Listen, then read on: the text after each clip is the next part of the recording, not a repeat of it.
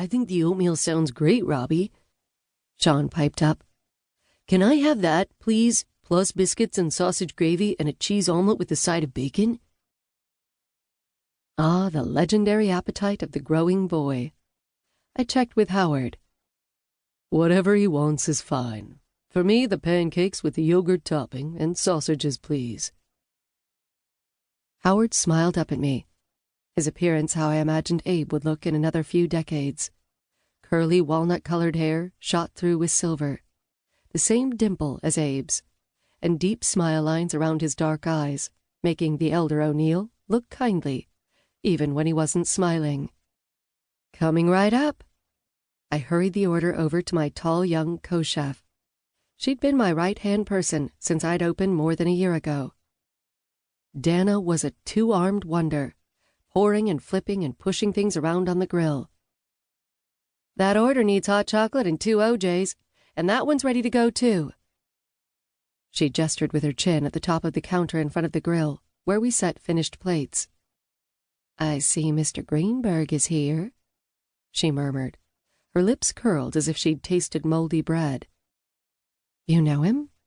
I asked in a low voice, as I ladled out hot chocolate and loaded up a tray. Kind of. Wish I didn't.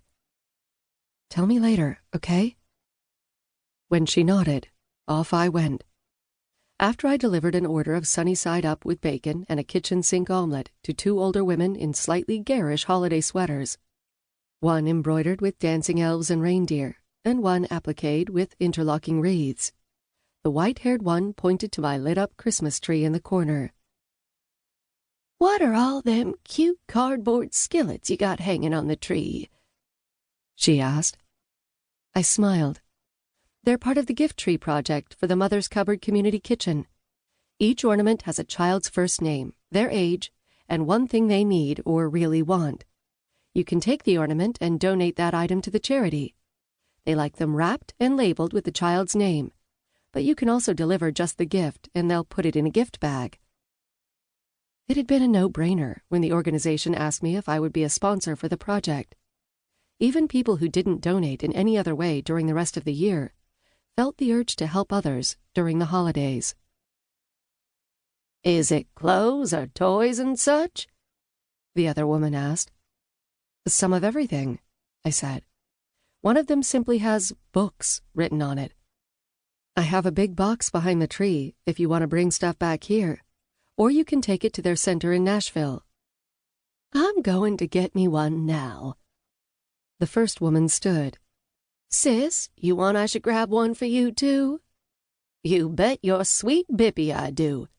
Helping some poor little children at the holidays? Heck, I'll take me 2.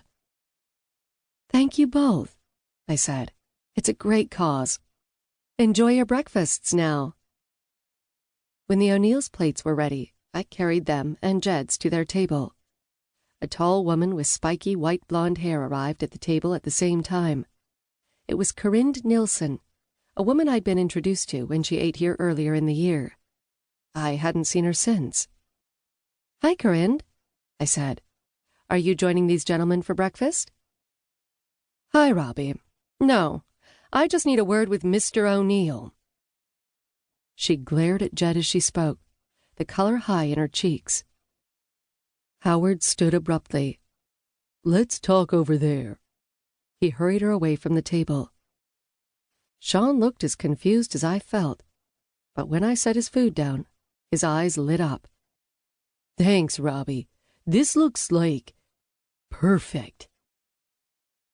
Jed, on the other hand, didn't thank me. He picked up his fork, but his gaze had followed Corinne and Howard to where they spoke in my waiting area. Chapter 2. A few minutes later, we had a momentary lull in the action. All our customers were served and seemed content, and nobody new had arrived.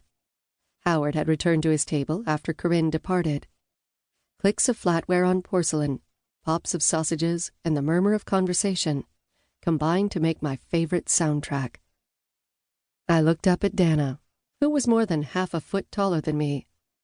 Today she was working in a red cotton sweater, an Indian print wraparound skirt, orange tights, and black.